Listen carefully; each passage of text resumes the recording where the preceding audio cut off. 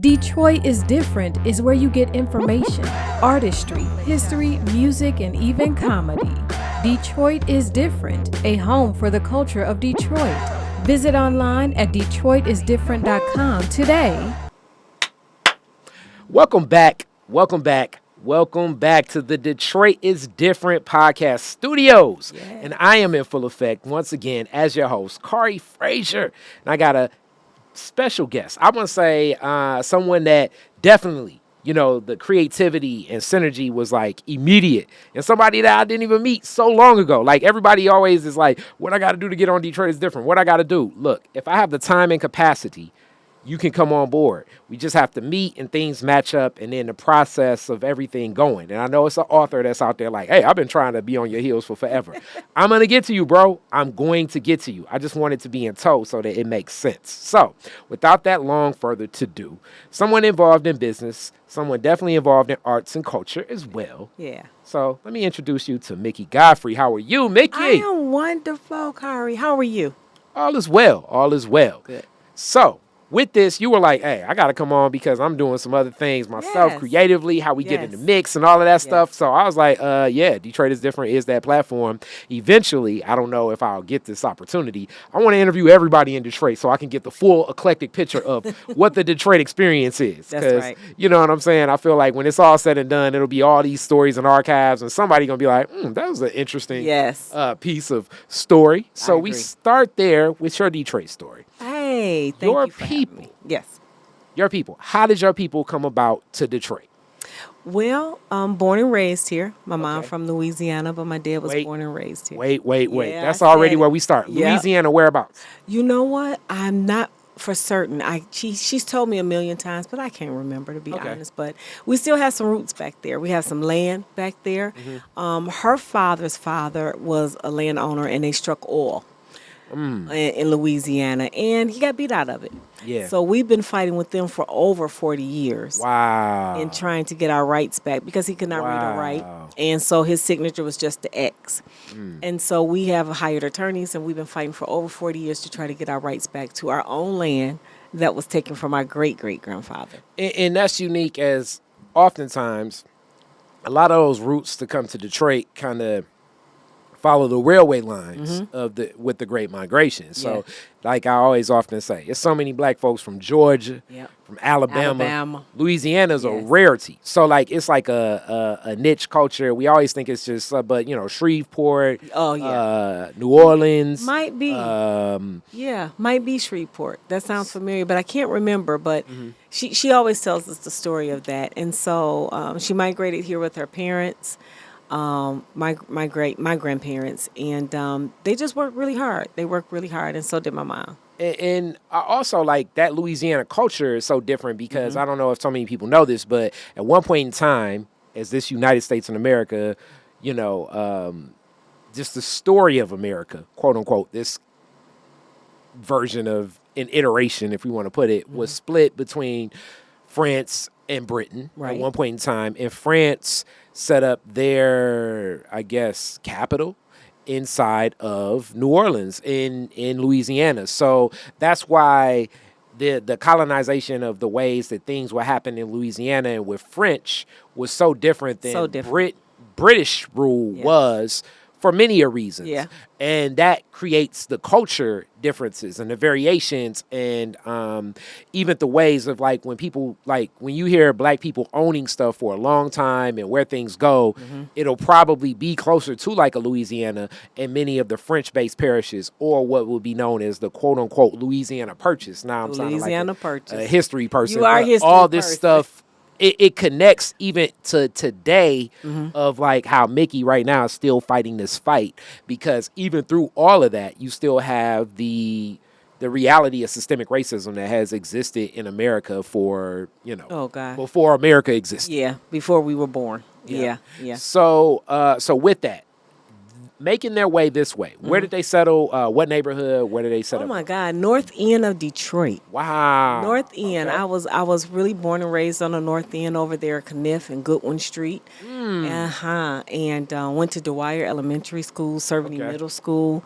And then I came across the greatest school that is beknownst to men. Cass Technical High. Okay, and it's a lot of technicians. Yes, it is. That, Yes, it are is. like Second are to cheering, none. that are Second to cheering. none. It's people that went to Renaissance and King that just threw a water bottle at their laptop right now. It's Threw okay. down and I love slammed y'all their anyway. iPhone. I love y'all anyway. But even before we get there, North End has its own Oh gosh, it's a own unique town. culture. Yeah. Every time I think of North End, I obviously think of rest in peace, one of my favorite big homies, and Dolores Bennett. Oh, she was my grandmother's best friend. Wait, time out. So we definitely about to sell some Mama Bennett stories Yeah. because that was She probably changed my my diapers. homie. Yep. All right, so first now let's talk about how your mama My and grandmother. Dolores, your grandmama Yep. and Dolores Bennett was running together. So my grandmother did not work. You know, they were old school. My grandfather went to work and my grandmother never worked. She never even drove. She never drove. So he had to take her everywhere. And as we became older and we could drive, we started taking her everywhere. And Dolores Bennett was running for different offices or doing different community things. And she always got my grandmother to help her. So she would come by, get us to pass out flyers for her. Because we was little kids. That was fun. She would get us to pass out the flyers for her. We would clean up the park with her. Yeah. Anything to get out the house, right? And have a little bit of fun. And I remember Mrs. Dolores Bennett. She was a pillar in the community, always positive and just a great role model. I had people like that to look up to besides my grandmother and then my mother. Now, my mother never ran for political office, but she was my hero. She was my Michelle Obama in the house. We came from rough beginnings. I'm not going to lie. One of the things I shared with you, which I don't mind sharing my story, is about my dad. 31 years addicted to heroin. 31 years with that monkey on his back. And people never really got to understand his story. And it's just by the grace of God that my mother did not get on drugs either, because they were together. You know, they were together when he sold my shoes off my feet. They were together when he took money out her purse and we didn't have anything to eat. They were together. And, you know, I love my mom because I think she thought she could save him. And she, you know, had to come to that realization that that wasn't her job. That job had already been taken over 2,000 years ago. So she had to let go. But one thing that my mother taught us, and one thing I'll never forget, my mother's still living today. My dad is gone to be with the Lord, but she never talked bad about him, Kari. Well, I definitely want to say condolences on the loss. Thank you. And I also want to unpack a little bit more about that just in the world of history, because oftentimes like that snapshot is said more contemporarily that like, oh man, crack messed up the black community more than it's ever been. Whereas heroin That was the first epidemic for black. had a couple of waves in our community. So like you have, I guess, like the bebop era, and many of like when we think of even what I consider one of the greatest masterpieces of music ever, A Love Supreme, and John Coltrane and what he was suffering with in that addiction. So you have kind of like some of the like you have the like early jazz era and some of the struggles of people like Billie Holiday and things like that over to Coltrane, and then definitely after Vietnam, just because of the relationship of the poppy seeds and things there. Coming over. You kind of watch it in the American Gangster movie with Denzel Washington. One of my favorite movies. And it had a story, and even connecting to all the methadone clinics that were prevalent throughout the 70s. So I'm painting this picture so that people, you know, because sometimes if you just listen to contemporary history, you're forgetting spots in time and it being a depressant in the way people would struggle with. So that's why, like, I guess I want to take a snapshot more so of your dad's age and the journey, because at times, especially when I'm guessing around that time, your father probably, if not himself, like had connections to soldiers from Vietnam, because that was a big burden on black and white soldiers, or just many soldiers that came back from Vietnam. Gotcha. And when PTSD wasn't even labeled PTSD, it was just labeled You crazy. shell shock. You crazy. Which, AKA, you crazy. You know what I'm saying? Yeah. Whereas now, at least, and even now, it's still... It's evolving. Yeah, but it still needs more love. It does. But more of your father's story in that arc. You wouldn't believe it. Never been to the service. He started heroin at the age of 15 years old. Peer pressure. I don't care what people say. If you are not in tune with yourself and in tune with whomever you say your God is, peer pressure will come to rob, kill, and destroy you. So he fell into peer pressure. His friends was doing it. And it came from him trying to be a hustler. Yeah. Okay, he tried to be a hustler, get out there and be a hustler, and I guess sell drugs and end up getting hooked on the drugs. But at 15 years old, think about it. When you were 15, what were you doing? I think I still had a Barbie doll. I wasn't thinking about putting no smack in my arm or shooting up. But 15 years old, him and my mom were at Northern High School. Okay, they were Bonnie and Clyde for sure. What years? What graduation years? Oh my gosh, now you getting into it. I cannot remember their graduation years, but I know that they both were born in 49. Okay, so 49, I'd imagine, so that's 59, and then you add 8. So that's like around 66, 67. That's what I'm thinking. So they weren't necessarily like at Northern with everybody from Motown, but they were there with some of the Motown acts. My mother started out, she started singing with the Shy Lights. My mother could sing. She was in a singing group. And my father was fine, as you can imagine. I mean, look at me. But my father was fine. And she started out singing with the Shy Lights. He had the Pump Waves, that era. Yeah. And he got hooked on it. And I wanted to give that snapshot. Like I said, it had different iterations over time. And here's another, like, when we think of like street narratives, of black street narratives, you have the story of Iceberg Slim. And the same concept of his age and how young. And hence the heroin would help settle the nerve. It's a depressant. And this is definitely not like because right now it's basically heroin in pill format that a lot of people sadly are taking, like with the fentanyl, and the Percocets, and things like that. These are opioids. The opioids, like, sets a different, like, haze over you where, like, the classic, Iceberg got his name because, somebody shot towards him and shot his hat off. But he didn't move because he was so high. But everybody around him was like, man, you ice cold. Iceberg.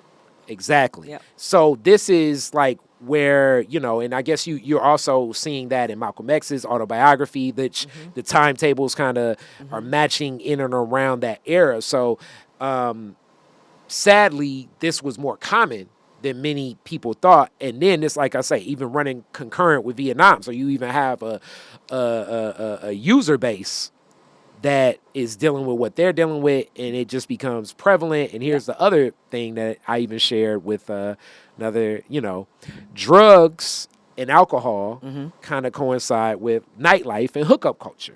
So this kind of, like, most stories usually start when I usually ask people, like, when do you start using hard drugs? Well, it was a girl or it was a guy. You know what I'm saying? It introduced me to it. Exactly. Yeah. So, so your father, and that's the interesting thing about that journey, just for a while to conquering that before settling himself, which I know puts so much of a strain on everyone interconnected. So his, it was 10 of them. It was 10 boys and girls that my grandma, we called it Big Ma, had. And it was a generational curse because all of my uncles, except for one, was on drugs. All of them. None of the women, but all of the boys. And so it was a generational curse that my sister and I realized, and we decided, my cousins and I, my sister and I, we decided that it would stop with us. But he was hooked on drugs, like I said, for years and years, but my mother never talked bad of him. When we got a new car, she would say, give your father the old car. I've never seen anything like this. She never wished anything bad on him. And I'm going to tell you something else that my mother did. She never put him on child support. And when I tell the story, people go, what? People don't believe me. She never put him on child support, and she didn't believe in it. She thought back then child support was different than it is now. Yeah, I was gonna say, I mean, the whole system, like, to be put on child support, like, I would say probably pre 1989, it was like, what? Yeah, like, what are you doing? Yeah, it was horrible. But my dad went to jail many a times, but it was never for back child support. Because my mother said, the judge wasn't there when I decided to take this man and have children with him, so the judge doesn't need to be there when he decided not to take care of y'all. And so my mother scrapped, and she did what she could, and she took care of us. So your mom, where did your mom work? What was her path? What was she doing? She pulled herself up by her bootstraps. And I'm going to just keep it real with you. I got to keep it a buck. We were hustlers. We were in the streets. Not me, but my parents were. My mom was very smart, though. She pulled herself up by the bootstraps, and she kept a job. My mom retired from the state of Michigan over 35 years as a nurse. Wow. So she provided for us. I mean, she provided like none other mother. What nursing school? At the time, what was the popular school then? It just slipped my mind. Where did she go? That's a good one, Kari. I'm gonna have to ask her that again. It just slipped my mind. It wasn't a college, but it was a nursing school that they had, kind of like a Dorsey, but it wasn't Dorsey. I have to think of that name. But she would take classes at night. I remember she would work 16 hours because she started as a orderly or aide, a state aide, and she was in a psychiatric. Remember Northfield and all those places that were open to help the people that had, mental illness. That's where she started. And she started off as an aide, and then she would take the classes at night and work her way up, and then she got her LPN license. And she retired as a licensed practical nurse. Wow. Yep. And she worked in the field because this is other history. And I'm going to put it in Governor Engler's bucket of That's the right bucket to put it in. Of a lot of the a lot of the psychiatric wards that did exist throughout the state. He closed them. Yes. So when that happened, as people were like, what are all these people? Like it He was said, and this is not a direct quote, but I'm paraphrasing. Governor English said, "I'll never forget," because we thought my mom was going to lose her job, but he said, "Let their families take care of them. That's their family's responsibility." And he closed a lot of them. Yes. We still have maybe one or two left. We have Very Hawthorne, few. which is for children. Yeah. When I graduated from college, my mother was so well known within the state. She helped me get a job there. And I started off as an aide with a degree, because the thing to do back then was to get a job, retire after 30, 35 years, right? Have your little monthly income coming in and sit down. That was the thing to do. That wasn't for me. Okay. That wasn't for me. So now that we back on track with your story, because I definitely have questions about like what that experience was like, especially with young people and seeing. And you were still, fresh out of college. I know we think we're grown as ever, but in reality, you're still like pretty young yourself. But, I am. But after Cass Tech, where did you go? What was your Cass experience like? Ooh, you really get what did you enjoy? And then what college did you choose? So I attended Cass Tech all 4 of my years. Those were the best and the worst years of my life. Interesting. So as I was a nerd, straight A student. And again, we stayed, by this time we had moved off of 6 Mile and Puritan area, what they call the Boogie Down Bronx. And drugs were still prevalent over there, and the B-boys was hot, and the big cars, and the loud music, and all that. And I was a nerd. And so I would get off the bus and I would walk down the street and go home. And let me say this for all of my friends that did go to Cass Tech and take the bus. So now, like, the northern route wouldn't have been that bad, but when you take any of the routes to get to that Puritan, whether you're going 6 Mile or not, you're crossing a lot of other schools as well. Yep. So the first one you crossing is Murray Wright. Yep. And that one is an interesting one. The next one you crossing is my alma mater, or Northwestern. Yep. That is also very colorful. Yep. The next one you're going to cross, depending upon if you take the Dexter or whatever, could be Central, could be Cooley. Either way, if you got that CT on your jacket, they just messing with you for no reason. You know what I'm saying? Like, they like, hey, Cass Tech. The people just throwing paper at you like, why are they I messing was a with nerd. I was in 10th grade still wearing ponytails. So I was a nerd. And walking down the street, and one of the B-boys standing on the corner paid me some attention. And boy, what'd he do that for? Went straight to my head, right? And so long story short, everybody would come over my house. They would sit on our porch and we would talk. We could not have company without my mother being there. She was really strict on us. We could not have boys in the house. I was not allowed to have a boyfriend, none of that. But I remember going into the house to get, some Kool-Aid. And I walked back out. And so everybody was over, and then everybody went home. And my mother, says, time to go in. And we would go in the house. And my mother called me and she said, come here. And she called me in the kitchen. I said, yes, Mama. She said, that boy like you. And I said, Mama, no, he don't. No, he don't. He don't like me. She said, when you walked into the kitchen, when you got up from the porch and walked into the kitchen, he stared at that door until you came to the door and came back out and sat down. He too old for you. He in the streets. And I bet not catch you talking to him. Well, what'd she tell me that for? That just made me want to see what was going on and talk to him even more, right? Well, this is teenage logic, as we call it. Yes. And that was one of the biggest mistakes that I did, Kari, because I talked to this boy without my mother's permission behind her back, and he began to beat me. Yep. So I became abused at the age of 16, and I hid it from my mother because she worked 16 hours a day to provide for us. She was a single mom. And so even though my sister was the oldest, I was kind of like the mother of the house. And I made sure the dinner was cooked. I made sure the chores was done. I made sure the homework was done. We had to leave it out on the table for her to see that night when she came in. She signed off on it. Like, I did all of that. And so when she got in from work, we would be in the bed, you know. So she didn't see my busted lip because it was busted in the inside. Or she didn't see the slap that he did because I was in the bed when she came home. And then he would always make it up. He would buy me something, or he would say, "I'm sorry, I got a problem. I seen my father do it to my mother."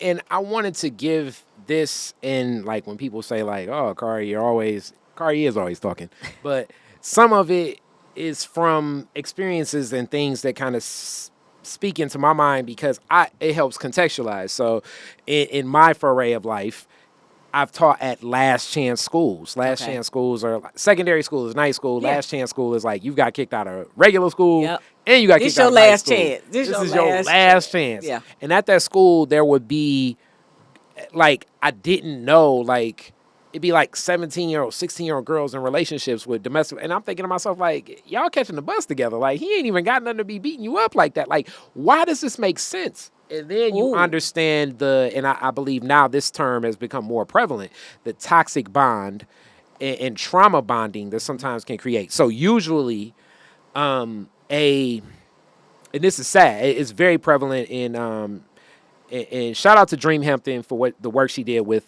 Surviving R. Kelly in that documentary series. But what's prevalent is like a person that's abused, and even then, like I don't know how intentional that person is. Like sometimes this person that's the abuser, they're not even so cognizant of the fact, but what they do is they will pour into the person they're abusing as if you're the only person that understands me.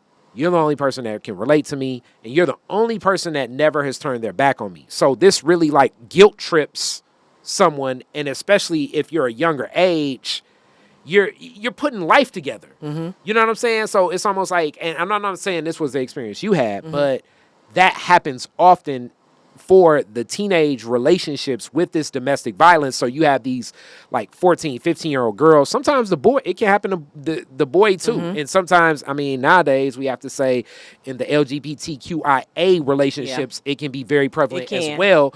But you'll have the victim carrying the burden of like, I am the only person that may keep this person from suicide. Right. Keep this person from doing something to harm themselves. That's not like, so this weird guilt trip kind of keeps a person there. I don't know if you experienced that. Nope. But I simply what was it that, you know what I'm saying? Yeah. My father did it to my mother. That's what we grew up seeing for years and years until my mother got strong enough to leave. I can't tell you how she left because I don't promote violence on your show. But she got out of the situation. She made a point made. She made her point, and she had got tired of it, and she left. And it was violent the way that she had to leave. But I saw it with my father, and I saw my mother take it for so long. And I thought, this is what love looked like. I didn't know any better. Yeah, and then also that's the other point I make, that America has a very violent culture. But especially back then when, we watched like I always say, I watched I Love Lucy, and Ricky Ricardo would be smacking Lucy. And it would be like a part of a joke, like, Lucy, you don't make the pie. And we're watching that, but this is still being internalized as like, oh, I guess this is normal behavior. So in that culture, normal behavior was, he wanted some money for drugs. He hide the money. He would tear up the house, wouldn't find it, and then there's a fight. He would jump on her. I remember he slapped her so hard, she turned around in 3 circles. Like it was a whoop, whoop. It was like a 360-degree turn 3 times. And the next day, she was right back there. I mean, nothing happened. She didn't kick him out. He was right back home. She didn't try to lock him out. I don't know if she was scared of him, but something clicked in my mother one day. And it changed the trajectory of my life. Because I was a nerd, and I was very quiet, and I was very subdued. I would let people walk over me. And I never forget, long story, I'm going to make this long story short. I started dating the gentleman. He started abusing me. And one day I had just had enough. My lip was busted so bad in the inside, and my gums was bleeding because he had hit me because he thought another boy was looking at me. So I had decided to come home and tell my mom. So when I got home, my mother wasn't there. And I never forget, it was the dance. I had never gone to a dance before. What did they call it? Homecoming. And so my girlfriends at the time was like, you going to homecoming. They didn't even know what was going on. And we didn't have phones back then. We had landlines. So the boy called me. He was like, what you about to do? And I said, oh, I'm going to the homecoming dance. He was like, nah, you're not going. I was like, boy, I'm going, right? I didn't think about it. I go to the dance. I had the best time of my life. Now, remember, I'm a nerd. Never did too much, right? Straight A student. Man, I got out that dance. My hair was just straight. You know how you sweated your curls out? Got out there. He knocked the hell out of me in front of 2,000 students. He beat my And no one stepped in. I fought, Kari, out of my shirt. I fought in my bra to get away from him. Finally ran back into the building because it was at Cass. I think it was the gymnasium. Finally made it back into the building and, found a teacher or an administrator and got some help.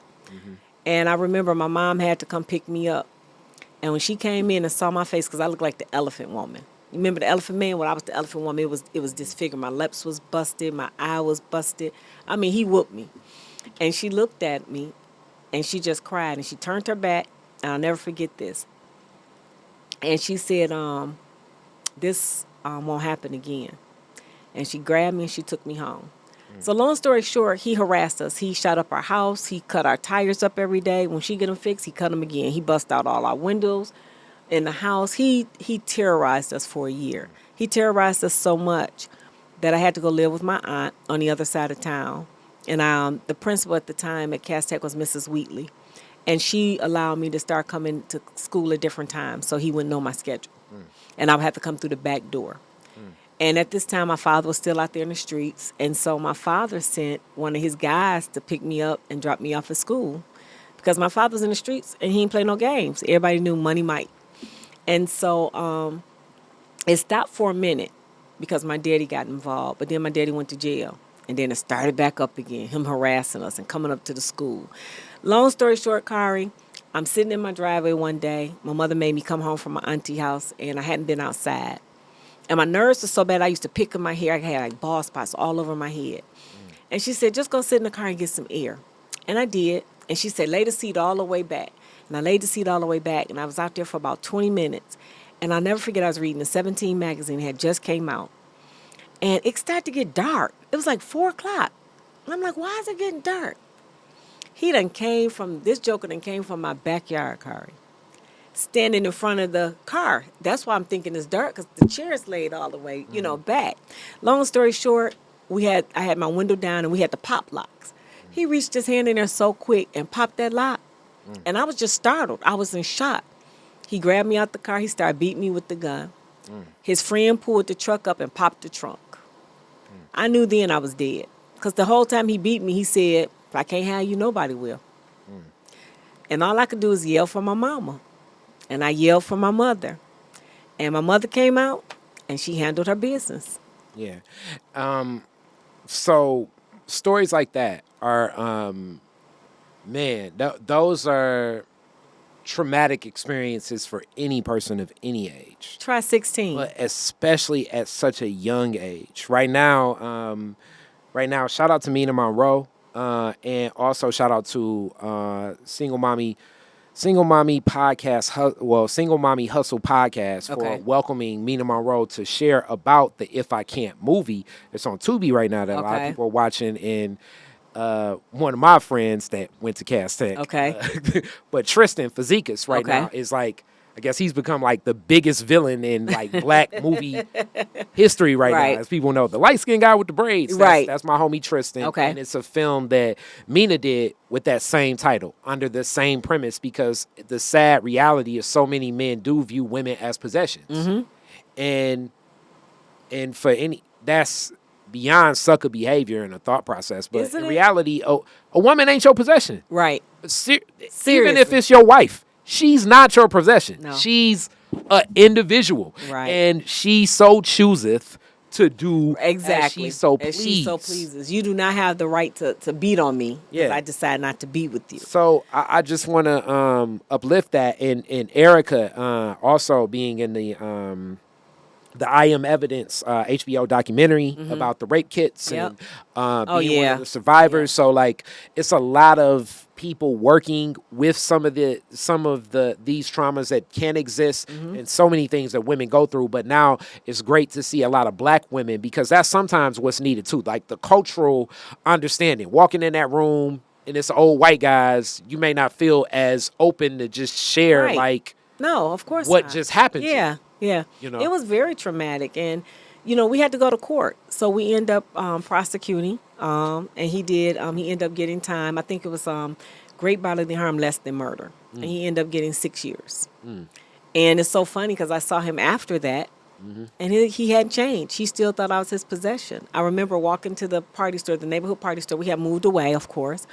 And I went back, and I just stopped at the party store, and I was talking to the guy who owned the party store. He remembered us. We were, cool. It just also happened just by happenstance that you're visiting the old neighborhood, and you had no idea. I am facing the bulletproof, talking to the owner, and he stopped talking to me. Me and you talking, and he just stopped. And he just stared at me like he'd seen a ghost. And I said, I don't even want to say his name. I said, what's wrong? He said, come behind the counter with me, Mikki. And I said, come behind the counter with you. And it hit me. He behind me. And at that point, I decided not to be scared no more. Because my mama wasn't with me. Remember, my mama had protected me. Like I said, I'm not here to promote violence at all. So I'm not going to say what happened in that situation. But she saved my life. Yeah. Okay? But my mother can't, I can carry on my hip? No. So he said, come behind the counter with me, Mikki. Just come on. And I said, no. Mikki, just come by. I said, nope. And I turned around, and there he was. And he said some choice words. And he said, oh, so let me see if you like your mama. And he didn't call her my mom. He called her out of her name. I'm sure. And I said, well, it's only one way to find out. I said, but what you will not do, you won't scare me no more. I guarantee you won't put your hands on me no more. So this can go either way that you want. You can move voluntarily or involuntarily. So by this time, I guess the owner had called the police, and he decided to move. And I got out, walked out the door, like I was big and bad, got in my car, drove 2 blocks, and had to call my mama to come get me because I was shaking and crying just that much, because it's like it brought it all back. Yeah. And, of course, my mother, being, who she is, she went back to the store. Thank God he was gone. But at that point in my life, that's when I decided that I was not going to be a victim anymore. I was not going to allow anyone to bully me, put their hands on me anymore. And it changed. It's something in me. I guess it clicked like my mother clicked. When she got tired of my dad, it clicked. And I've never been the same. Never been in that situation again.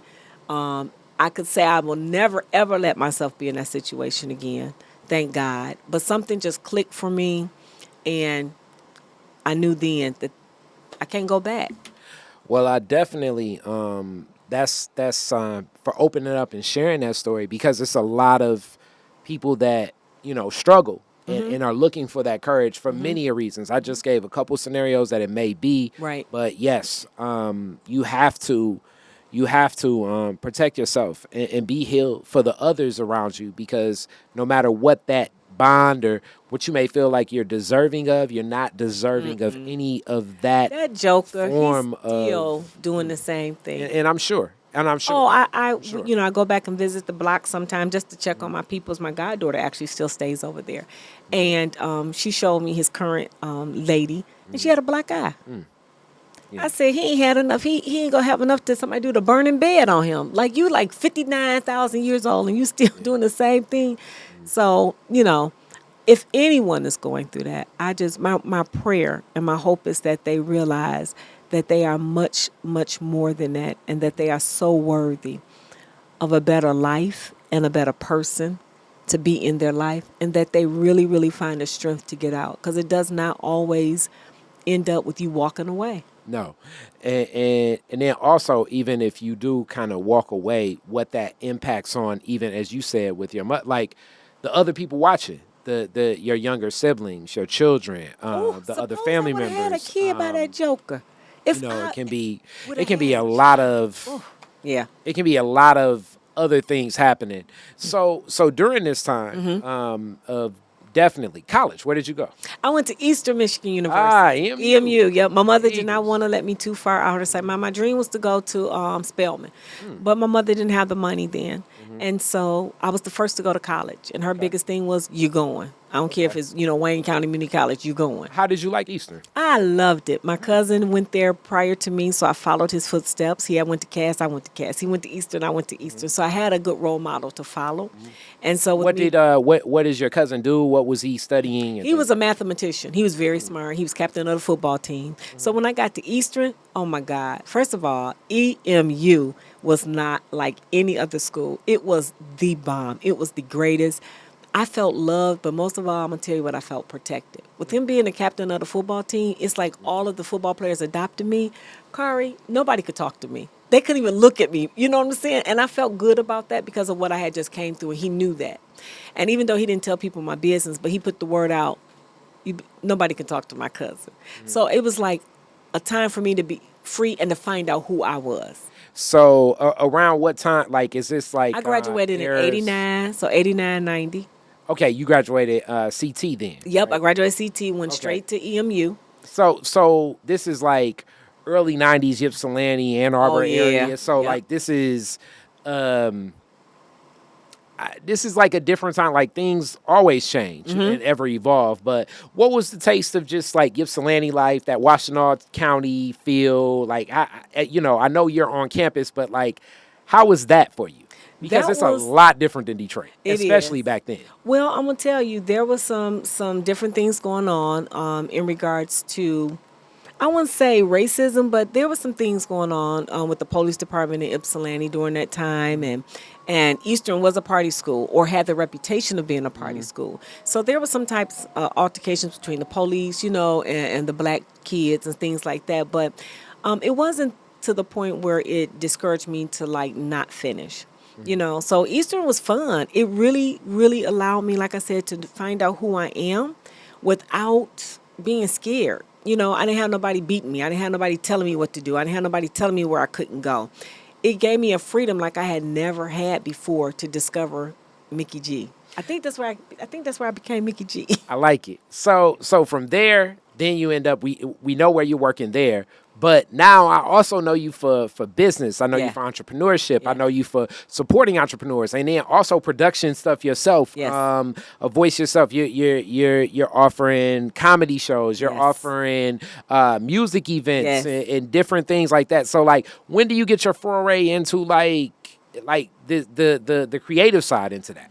I think that definitely is a gift from my mom because she loved music and played music all the time. My dad was the dancer. I learned ballroom dance with my dad, like at the age of 8. He said a lady should always know how to ballroom dance. So that kind of grew from there. But when I got to Cass Tech was, oh my God, it was like Fame back then. Remember Fame?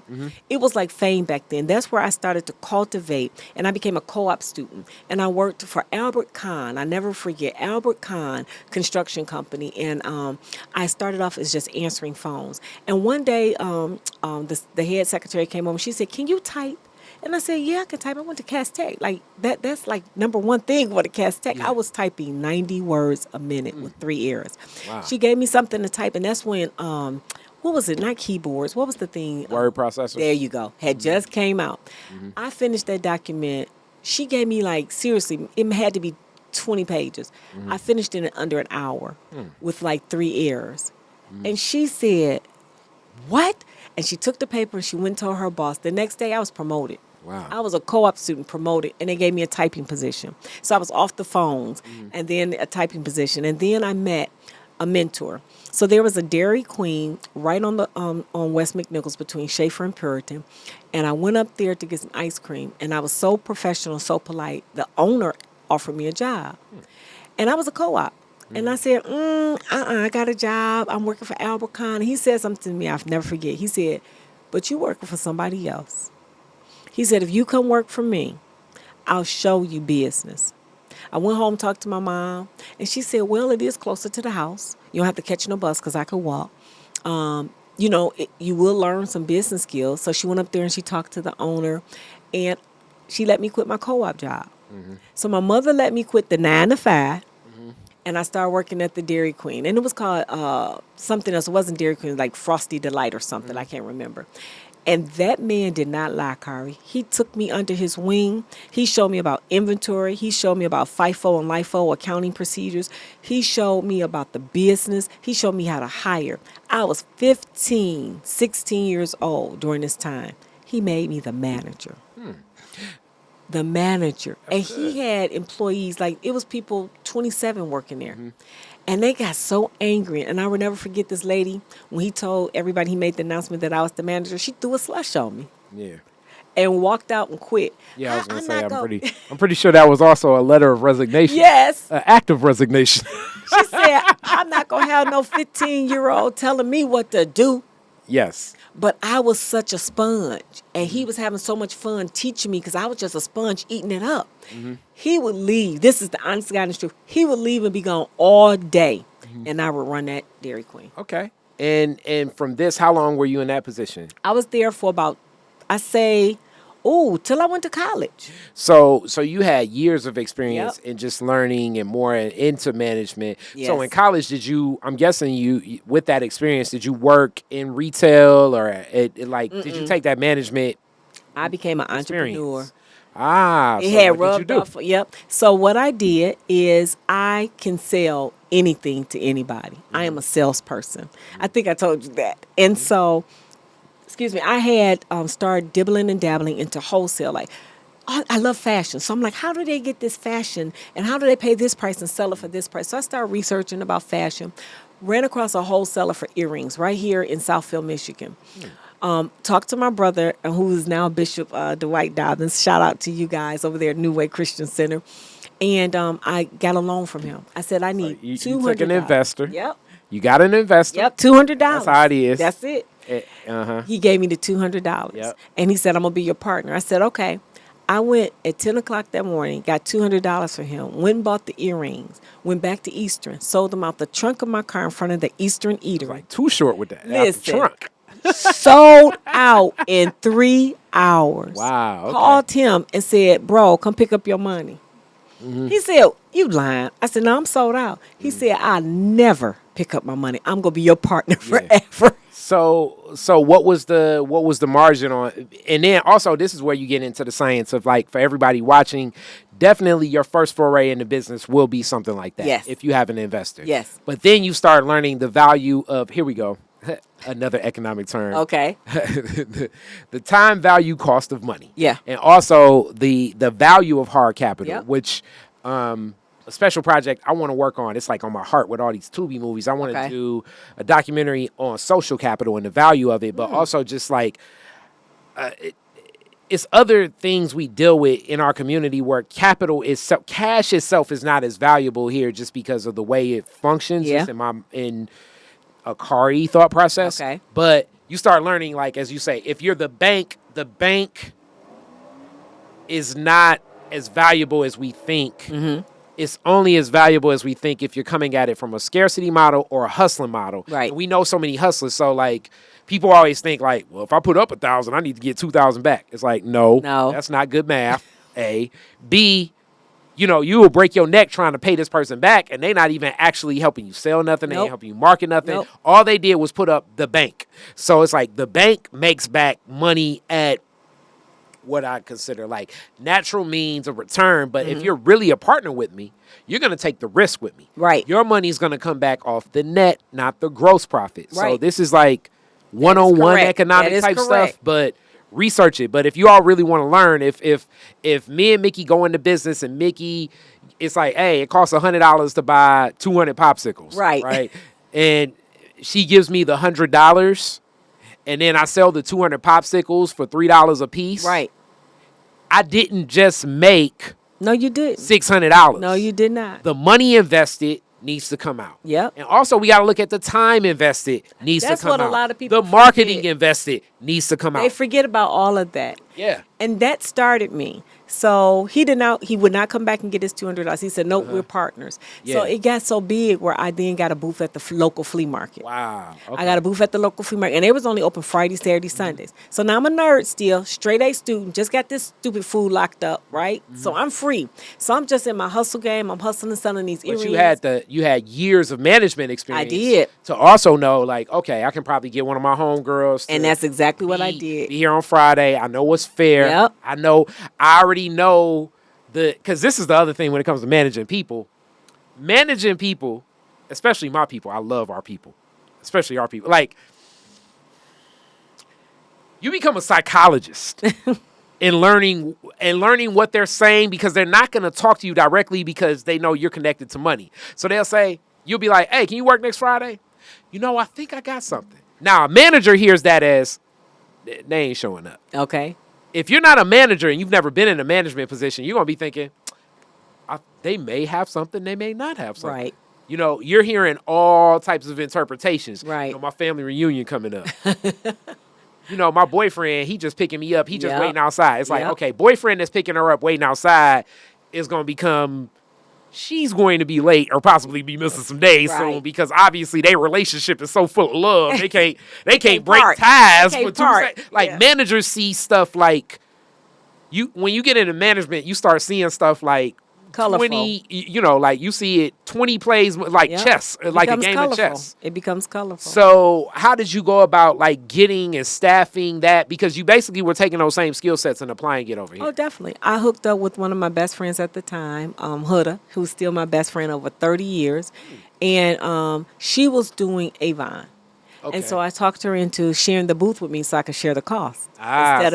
Instead of me paying all the booth rent. Yep. So she was like, oh, this is great. So we would take shifts. She would sell my stuff. If she had to be gone, I would sell her stuff. Mm-hmm. And we had 2 separate pots. So if I sold her Avon, I put it in her kitty. If she sold my earrings, and I called it earrings and things. Like, I didn't know no better, right? But it didn't matter. I sold. And that's where I started honing in on my technique of selling. But that also shows that you had good inventory skills too, because that also can break apart of many business relationship friendships can get broken apart very fast. No, we kept it separate. You don't keep good inventory. Kept it separate, and I started honing in on my techniques of selling, and then I really birthed my customer service. Like, I am customer service oriented 1 million times. I think customer service is lost in this generation, where we go and we expect it and don't get it.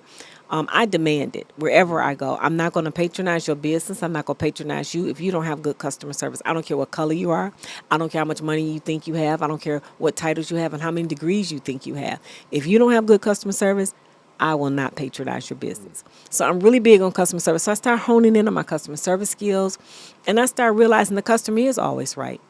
Doesn't mean that they have to be right when they walk away, but at that time, they're right. And I don't argue back with the customers. And so I just started picking up things and learning things. And I was in school for business. Mm-hmm. And so I just started marrying the things and going. And from there, it just grew. My love for business grew. It grew into, it's an undescribable love I have for it. It's an undescribable passion that I have for it. And I tell people all the time I'm bilingual. I speak English and business. I love it, live it, dream it, sleep it. And I believe my purpose here is to help other people understand it, grow in it, and become who they want to become in that business realm or that business space. And that's where you get Talk with Mikki G, which I do business and life coaching. I also am getting into this influencer thing with Amazon and things like that. Things that I enjoy doing, that I really love doing. I'm starting to do that at this time of my life. So we're full circle. Mm-hmm. We're getting towards the close of the end of this interview. So let's get into some of the talk with Mikki G. Yes. What are some of the common, I guess, discussions that many people have with you as they're starting their business? What's the discussion that you usually have? The first thing, I have mentees now. I have different days and different times I meet them. And one of my Tuesday mentees, shout out, she'll know who she is. I told her the first thing that you want to understand is nobody owes you anything. Not your family, not your mama, not your big mama. Do not expect your family to be your main support, because you go get your heart broke. It's just the truth of the game. If I expected all my cousins, and I told you my father got 10 of them, 10 brothers and sisters. My mama got 5. Okay, love them all. They didn't buy no earrings from me. They don't even shop in my boutique now. Shout out to mannequinsboutique.com. They don't shop from me now. I'm okay with that. I might not be everybody's cup of tea, but I'm somebody's cup of tea. And it's my job to find out who my target audience is and to advertise to them and be there for them. Doesn't mean that they don't love me. Just means that they don't shop with me. That's a deep one. That's a deep one. Let's get some more game, because that's a heavy one. Yeah. What else? What is something else? Because I think oftentimes one of the discussions that I have with you always know, my project manager with so many things. Yes. Suzanne. Shout out Suzanne. Yes, Suzanne. But we started this business breakfast club, and one of the big things that I think a lot of times people kind of don't know, like, is this a hobby or is this a business? Mm-hmm. And what's the difference? And it's not like, even when I ask that question, I don't have I'm not Les Brown. I don't have a list of like a checkbox or something. And shout out Les Brown too. I'm not throwing him under the bus. Right. Or nothing, even though I do love Gladys Knight. All right. So, but it's kind of up to you. Like, are you serious about this for real? Like, it's only a question that you can answer. Yeah. Now, you're right about that. It's only a question that you can answer, but I'm going to tell you this. The difference for me between a hobby and a business is if I can't live without it. Now, let me make something clear. It's only one thing I can't live without, and I desire not to live without, and that's my Lord and Savior, Jesus Christ. Mm-hmm. But on another level, and I'm not talking about on the level of putting no one against my Savior or my God, I cannot do without business. I can't wake up and decide or see myself without doing business. It's the chase of the game in that business. Mm-hmm. It's the starting from scratch and then seeing it done. My husband and I just bought a strip mall over in Detroit, small strip mall, and we're starting to do the build out and the plans and the drawings. That's my exciting time when I walk through that building, I pray through that building, and I see just dirt on the floor and 4 brick walls. But knowing a year from now what it could be, the potential that it has. And then let's talk about, I'm going to be what? Having jobs for people, right? Changing people's lives, their trajectory, hopefully. Hopefully I get some kids in there to work. And then they too say, I don't want to work in co-op. And I'm not saying nothing's wrong with co-op. I want to do what you did, Mikki. I want to do what you and Dion has done. My son, our daughter. Now, my daughter decided to go to medical school. I have no problem with that. But my son got the bug. He got the entrepreneurship bug. He got 4 businesses. They're not hobbies. They're businesses.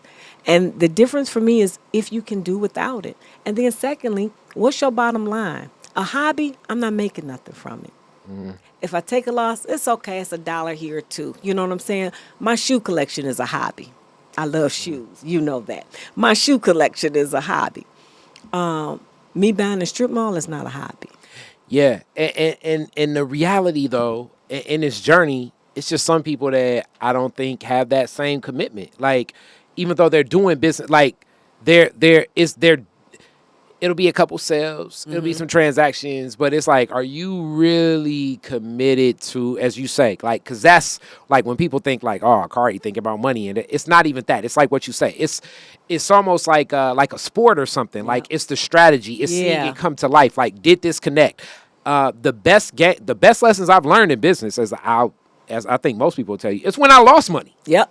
Losing money. It will teach you a lesson. We'll be like, okay, that's when you really open up the books, like, what went wrong? Yep. How did it go wrong? Yep. Like, it ain't even a SWOT analysis at that point, even though it is that. It becomes a real That's real life. This was the strength. Yep. These were all the weaknesses. Yep. This was the opportunities and I forgot about. Threats. And it was a bunch of threats that I did not pay attention to. Red flags flying everywhere, and you ain't paid attention to it.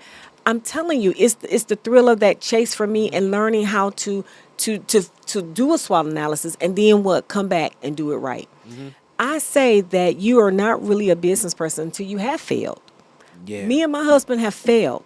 We have failed. Do not think we got everything together. We have failed. But the thing about it is our children saw us get back up and try again. I'm not the one. I told you, something changed to me. God changed something in me. I'm not the one to lay down no more. I like it. I'm gonna get up and fight every day. And that's kind of like the entrepreneurial spirit of like, you're gonna take some like it used to take some L's. Yeah, it's like, if you're not then you're not really risking it. Hence, they say an entrepreneur is a risk taker. The risk taker that they're talking about is, and it's been in my family for years, is the risk is you may lose all your shirt. So one of the key advantages, like I always say, is try to keep a low overhead. Right. Like people see, like it's a lot of cash that transacts with some of the things that I do, but I try to keep a low enough overhead because when worst case scenario, things hit down, what if I'm back to sardines, literally?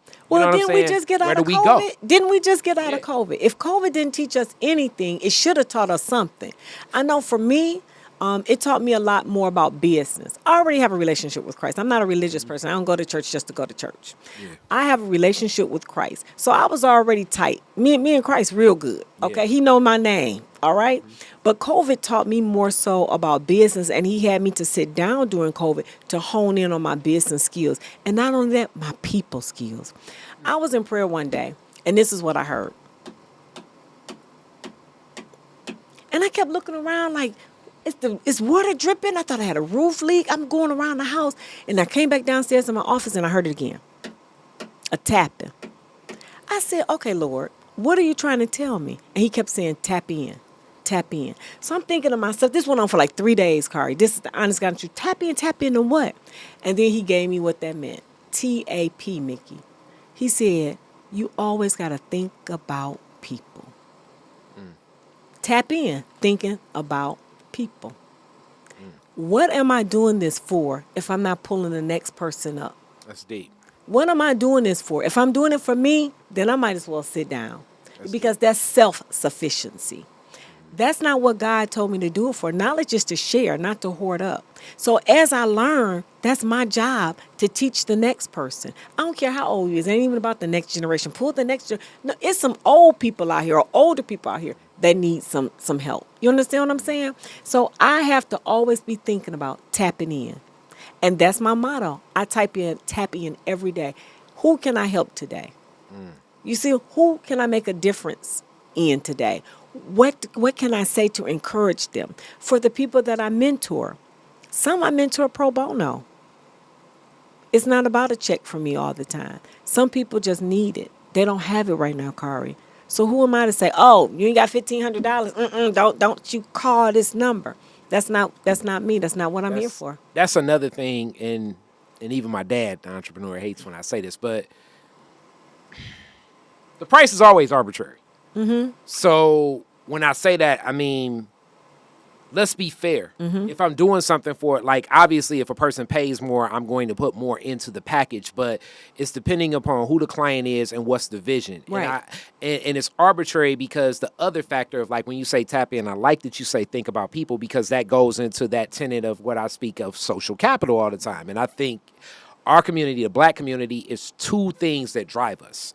It's creativity and social capital. Yep. And if you figure out the right mix of both those, some of the oddest things can become the biggest marketing tools. The greatest thing. As I'm going to shout out my big homie, and we do the natural hair show, but Hump the Grinder and what he's done with Hair Wars over the years. Like, that's social capital and creativity. Like, being a part of, like, the biggest baddest DJ crew at the time. Right. Knowing people into nightlife because they started doing, like, you know, if you know the story, they started doing like Monday night parties because that's the night that, like, Sunday night, Monday night parties because that's the night when the hairdressers would be off. And it was like, we do so much with them. Remember Soul Night? Like, that's how Soul Night was born. Now, I was a nerd. My sister, shout out to my sister who's now Bishop Designate Princess Dobbins. She used to dance on with the scene. Remember the scene? Sugar, sugar, salt, you know, all that, Nat Morris. That wasn't me. I was the nerd. I was at home probably doing her homework, okay? And I'm cool with that. But so I seen that through her. I didn't absolutely. Somebody that sort of teacher at home like, I knew it. I knew it. Right. But a lot of stuff, you're right, creativity and social capitalism. We have birthed so much. Oh, yeah. We have birthed so much. We don't always get the credit for it, but we have. We have birthed so much. And let's talk about right here in the city of Detroit. Oh, I mean, it's abundant when you think of, like, I mean, even... I can name a plethora of businesses. Ask Jen.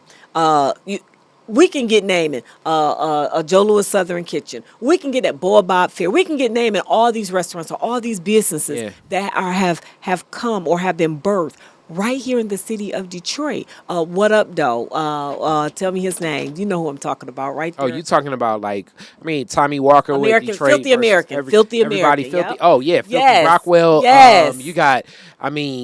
All the stuff Sheefy's doing, but I think when you mix the right, because that's what we do. We set the standard of cool as we see for the world. That's right. And that's that social capital, meaning and people make it seem like it's hip hop, and I'm hip hop till I die, but Motown was doing that as well. Yeah. James Brown was doing that as well. When the British invasion, when the Beatles and the Rolling Stones and all of those people came to America, the first people they wanted to meet were James Brown. Come on. Muddy Waters. They're idols. Bland, They're all these idols. black, because they were eating up this black, because that set the standard of what cool is. It did. Hence that We social still do. capital. We still do it. Yeah. And now that we have Instagram and all this stuff that you can see, and people are on all these likes, I'm doing What's Your Story to honor my dad. I'm doing Talk with Mickey G to honor people.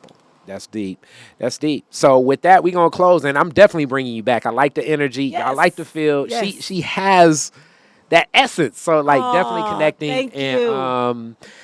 and even more so than that, definitely being able to deliver a powerful story too. Because that really, when we talk about black social capital, that's what it is. You get the right 4 black people in the room, it's better than television. You know what I'm saying? And sometimes it's like, and it could be the oddest stories. If depending upon the great storyteller, it'd be like, let me ever tell you the story about when I lost that broom back in '76. But it's like, I got so many more stories for you. I would love to You'd come be like, back. oh my God. I got a lot more stories to share. So you probably gonna tell one off this. Your very first car, year, make, and model, year you got it. 1984 Cavalier. It's smoked and putted. Bought it from the auction for $500. Okay. Where was the first place you went when you got it? To school. Okay. How long did it last? A year. Hey, you got more out of it. I did. That $500 me rolled, baby. $500, boy. That rolled. And I have to come back and tell you the story about how I even got the $500. You said the putting. Oh man, I can only imagine that car, boy.